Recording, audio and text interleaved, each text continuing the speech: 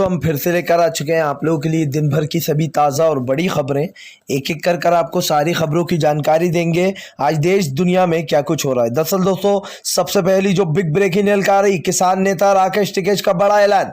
बोले बंगाल में कोरोना नहीं तो आंदोलन में भी कोरोना नहीं है, आंदोलन ना ही स्थगित किया जाएगा ना ही खत्म। जी अब बड़ा ऐलान किया है दोस्तों आज राकेश टिकैत ने, इसके बारे में आपको विस्तार से बताएंगे। वहीं पर दोस्तों राहुल गांधी का मोदी सरकार पर बड़ा हमला।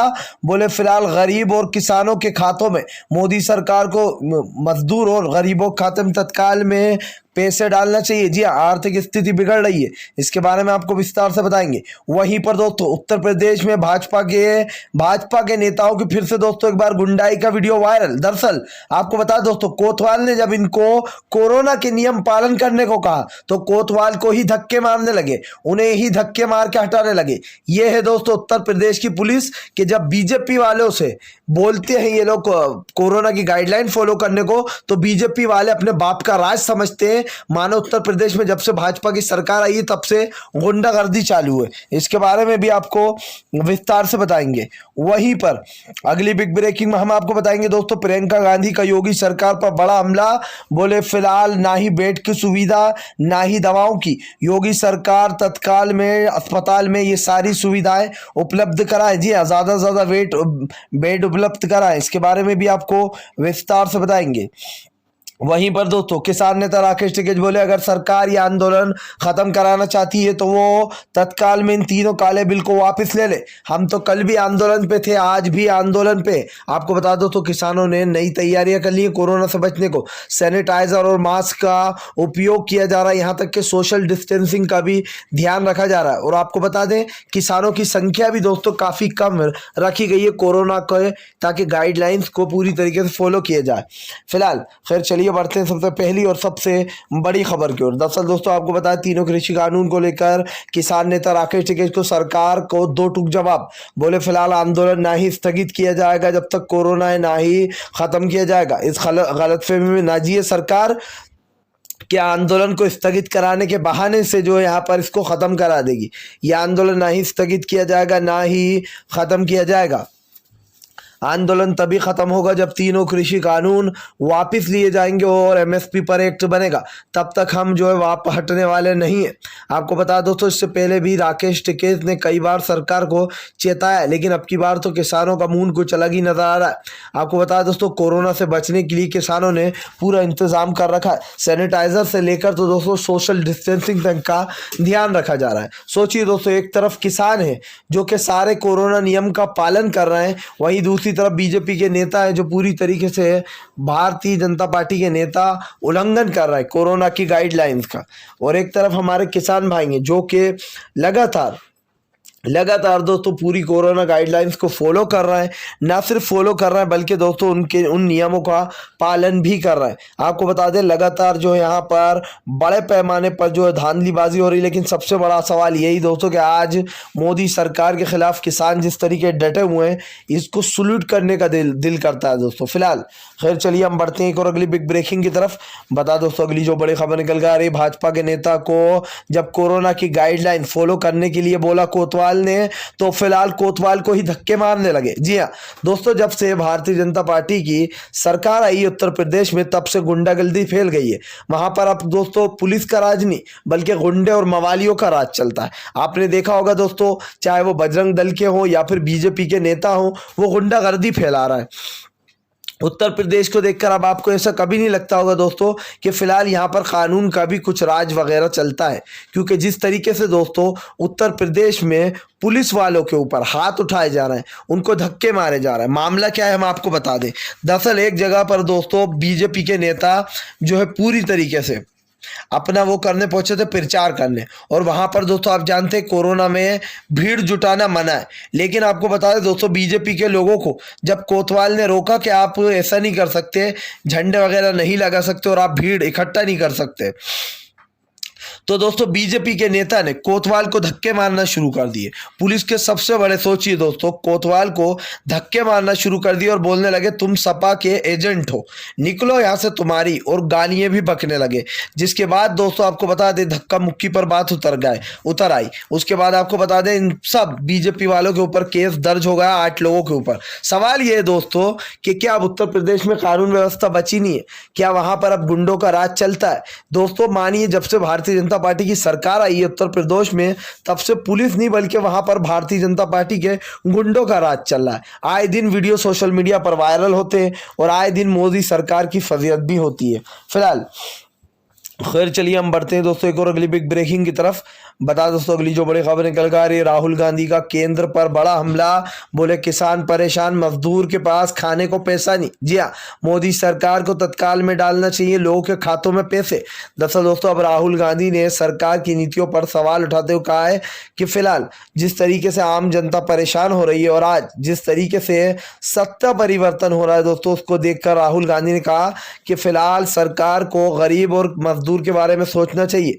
उनके खातों में कम से कम 6-6 हजार रुपए डालना चाहिए। जी हाँ, ताकि आर्थिक स्थिति उनकी बिगड़े ना। आपको बता दोस्तों वापिस से मजदूरों का जो पलायन है वो शुरू हो गया, चाहे वो यूपी हो, दिल्ली हो। हालांकि दिल्ली में केजरीवाल ने कहा था कि वो एक भी इंसान को भूखा मरने नहीं देंगे, डरने की ज़रूरत नहीं है। लेकिन उसके बावजूद भी दोस्तों जो किसान हैं, जो गरीब मजदूर हैं, उन्होंने पिछली साल देखा था कि क्या हुआ था। इसीलिए मजदूरों ने दोस्तों वापस से जाना शुरू कर दिया।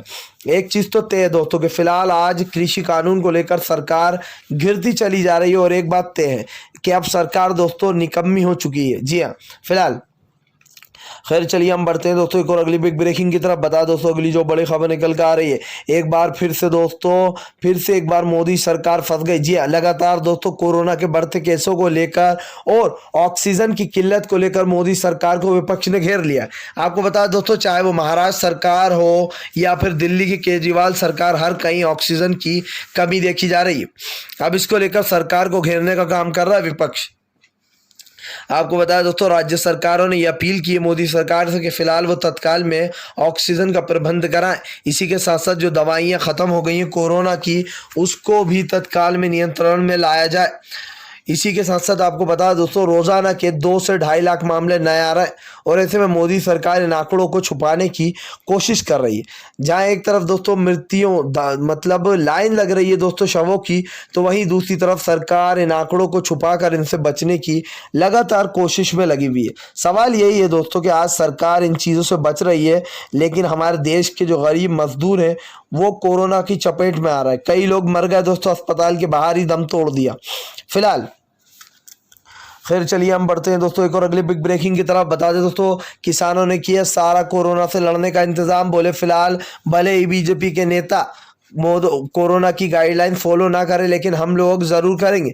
आपको बता दें दोस्तों सोशल डिस्टेंसिंग का ध्यान रखते हुए किसानों ने कोरोना की गाइडलाइंस को फॉलो करने का नतीजे पर पहुंच गए, जिसके बाद सभी के चेहरे पर दोस्तों मास्क, और इसी के साथ साथ आपको बता दें मास्क के साथ साथ दोस्तों 2 गज की दूरी का भी पूरा प्रबंध किया गया। इसी के साथ साथ राकेश टिकैत ने कहा कि हम तो पूरा फॉलो कर रहे हैं, लेकिन फिलहाल जो बीजेपी की सरकार है वो बंगाल में कोरोना की गाइडलाइन का फॉलो नहीं कर रही है।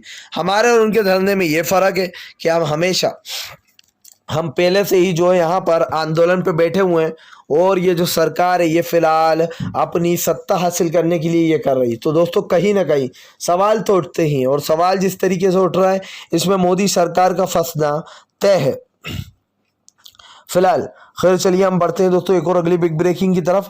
बता दोस्तों अगली जो बड़ी खबर निकल कर आ रही है, आपको बता दें बंगाल में हाई वोल्टेज ड्रामा। ममता दीदी बोली फिलहाल मोदी के राज में सब कुछ अंधकार। जी हाँ, आपको बता दोस्तों ममता बनर्जी ने मोदी सरकार पर बड़ा हमला बोलते कहा है कि मोदी जी को तत्काल में अपना इस्तीफा दे देना चाहिए। जी हाँ, वो देश संभालने में असफल रहना है, उनसे नहीं संभाला जा रहा है देश। जी हाँ, कोरोना से लड़ने में भी असफल रहा देश का प्रधानमंत्री। आपको बता दूं दोस्तों लगातार जो यहाँ पर प्रधानमंत्री के ऊपर उंगलियां उठ रही हैं।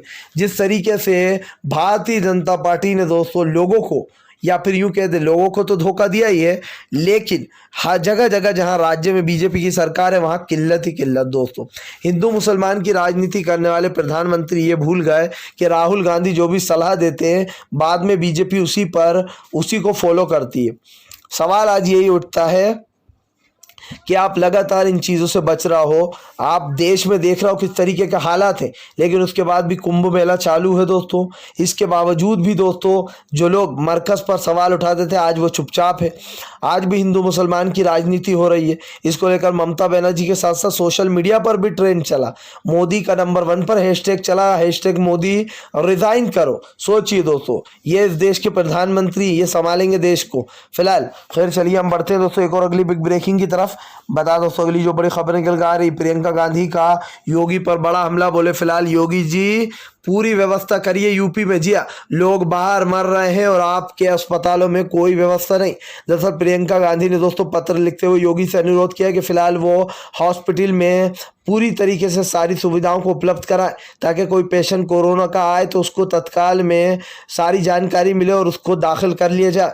आज सड़कों पर ही लोग मर रहे हैं कोरोना के चक्कर में दोस्तों। कई लोगों को भर्ती नहीं किया जा रहा अस्पताल में, जिसके बाद लोग सड़कों पर लेट रहे। एक दोस्तों आपको बता दें, लखनऊ से वीडियो सामने आया जहां पर डीएम के सामने एक आदमी जो है दोस्तों गाड़ी के सामने लेट गया। उसकी मां को फिलहाल अस्पताल में दाखिल नहीं किया जा रहा था। इससे एक बात तो तय है कि फिलहाल दोस्तों जिस तरीके सरकार बचने की कोशिश कर रही है इन चीज़ों से, अब सरकार को सारी चीज़ें भारी पड़ने वाली हैं।